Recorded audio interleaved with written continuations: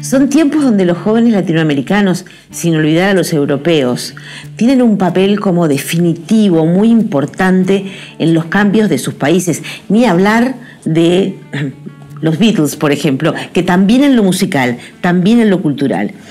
La pregunta es, ¿cómo vivía Mónica en ese momento, por ejemplo, la Revolución Cubana?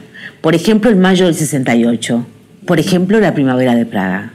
Claro, muy joven, pero yo en primero de liceo, por ejemplo, sentía que yo ya podía protagonizar acciones gremiales. Claro, era vista como un poquito, y esta peticita que dice, ¿no? Pero efectivamente había un contagio, unas ganas de cambiar, que de alguna manera yo creo que esas son las cosas que uno siempre tiene que recordar, ¿no? Cuando ya tenés juventud acumulada, tenés que recordarte de joven, transgresor, que no querías que te pusieran límites de ningún tipo, ni en tu hogar, ni en la política, y que querías sentir que efectivamente eso que sentías ayudaba. Y yo creo que ayudó mucho. Ayudó mucho porque contagiaba efervescencia, contagiaba las ganas de la transformación. Y todos de alguna manera sentimos que a la vuelta de la esquina podía estar ese cambio del cual nos nutríamos con la experiencia cubana, luego con la experiencia vietnamita, y que efectivamente había una serie de cosas en las que había comunión, ¿no? Mónica, ¿quiénes eran tus referentes políticos en esos momentos? Yo deliraba con el Che y con los vietnamitas. Y sentí un enorme orgullo cuando pude llegar, ya de mayor, a Vietnam y ver cómo es un pueblo que sigue construyendo su destino con una dignidad, con una potencia extraordinaria. Y creo que es uno de los ejemplos actuales en los que debemos mirar algunas de esas hazañas, ¿no? Esta adolescente que se perfilaba en la mujer que tenemos enfrente, ¿tenía un libro de cabecera? ¿Tenías algo a lo que recurrías? Los poemas de Pablo Neruda eran una constante, ¿no?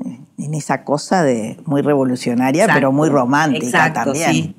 Lo otro es que leíamos, bueno, como tengo que seguir leyendo ahora, sin duda, libros de política. Y bueno, viendo esas experiencias que tratábamos de aprender porque sentíamos que en nuestro país eso podía pasar en cualquier momento.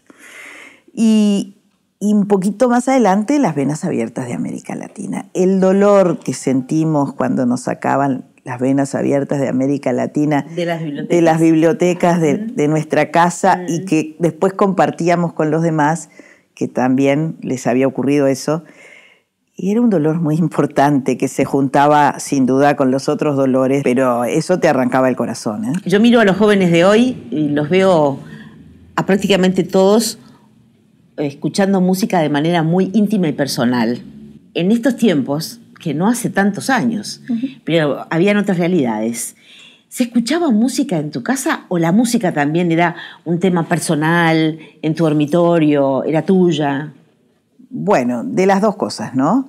Pero con los amigos de mi generación sentíamos que siempre esa música se escuchaba en grupo, ¿no? Y bueno, nos juntábamos los sábados de noche con empanadas, decíamos las empanadas militantes. Éramos todos militantes de diversas agrupaciones, ¿no? Estudiantiles, y escuchábamos a Paco Ibáñez, un clásico.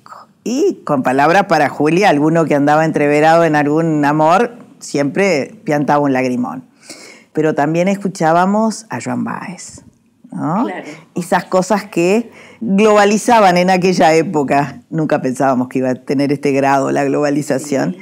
Pero Joan Baez fue un hito y marcó y fue un personaje más allá de la canción. Sin duda. Y lo que después pasó a ser una tarea militante era tener el cassette de Citarrosa y prestarlo y regrabarlo, también disfrutarlo. Entonces yo creo que sí, hoy es mucho más individual, aquello siempre tenía un toque grupal, ¿no? Grupal.